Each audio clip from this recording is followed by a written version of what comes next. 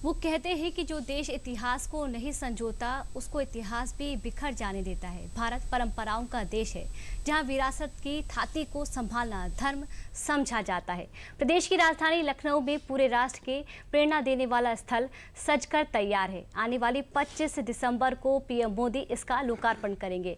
ये यूपी के विकास और विरासत की अमर गाथा युगों युगों तक गाने वाला प्रेरणा स्थल है। ये विरासत भी संभालेगा और विकास भी करेगा। आपके लिए विरासत की इस अनमोल रत्न की सारी खासियत दिखाने के लिए आपके पसंदीदा चैनल डीडी यूपी के संवाददाता अभिषेक मणि त्रिपाठी ने ग्राउंड रिपोर्ट भेजी है। दिखाते हैं आपको।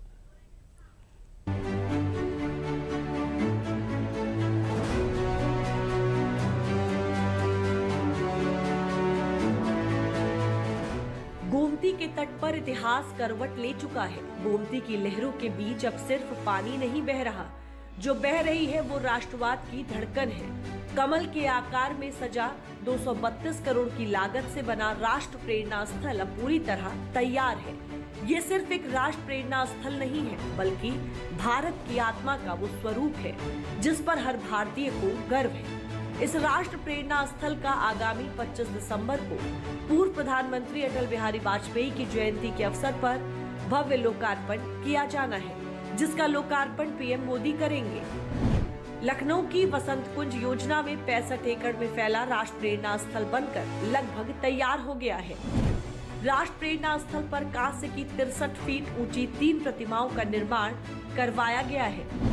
प्रेरणा स्थल पर पूर्व प्रधानमंत्री अटल बिहारी वाजपेयी, पंडित दीनदयाल उपाध्याय और श्यामा प्रसाद मुखर्जी की प्रतिमाएं हैं। ये प्रतिमाएं स्टैचू ऑफ यूनिटी बनाने वाले प्रमुख मूर्तिकार राम सुतार और माटू राम ने बनाई है, जिनके निर्माण में 21 करोड़ रुपए खर्च किया गया है। पूरा राष्ट्र प्रेरणा स्थल कमल के आकार पर आधारित डिजाइन में तैयार किया जाना है। प्रेरणा स्थल के लोकार्पण के साथ ही लखनऊ एक बार फिर बनने जा रहा है राष्ट्र गौरव के इतिहास का गवाह।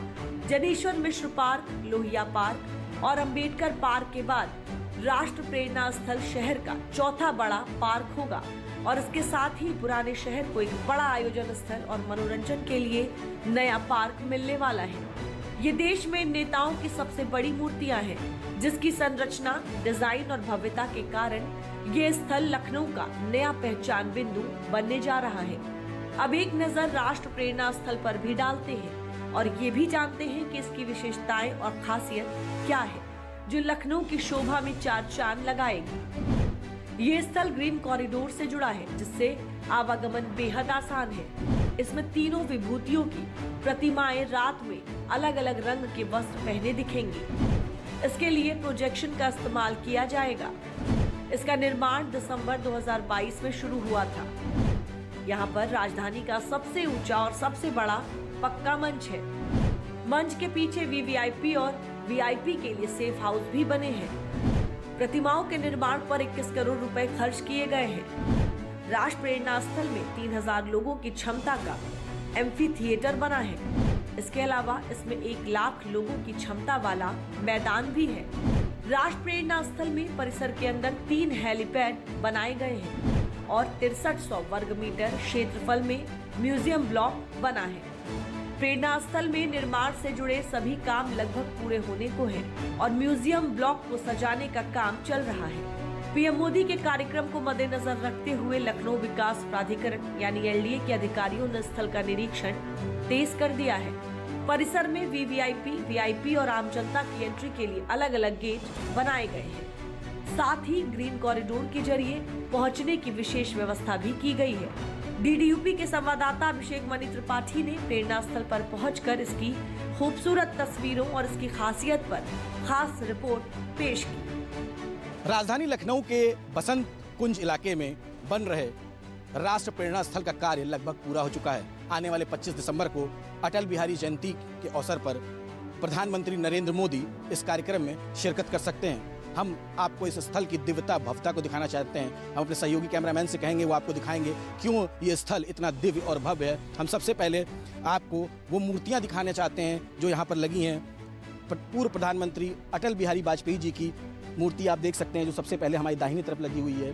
बीच में अगर हम बात करें तो पंडित दीनदयाल जी की मूर्ति लगी हुई है, और अगर हम बाई तरफ बात करें तो श्यामा प्रसाद जी की मूर्ति लगी है। इन मूर्तियों की खासियत की अगर बात करें तो 63 फीट ऊंची ये मूर्ति देश की सबसे ऊंची मूर्तियों में से जानी जाएगी। वहीं अगर हम बात करें तो ठीक मूर्तियों की अगर बाईं तरफ की बात करें तो जो वो कहीं ना कहीं कमल की तरह उसको बनाया गया है, ताकि उसका जो रूप रंग है वो कमल के फूल की तरह दिखे। प्रेरणा स्थल के ठीक सामने अगर आप देखें तो आप देख सकते हैं कि किस तरह से जो लोगों के, क्योंकि ये रैली क्षेत्र भी होगा, यहाँ पर रैलियाँ भी होंगी, उसको लेकर के जो क्या कहते हैं शेड बनाया गया है। लगभग 1 लाख तक की आबादी के लोग जो है यहाँ पे आ सकते हैं और इस प्रेरणा स्थल में मौजूद रह सकते हैं, क्योंकि 63 एकड़ में फैला हुआ ये प्रेरणा स्थल।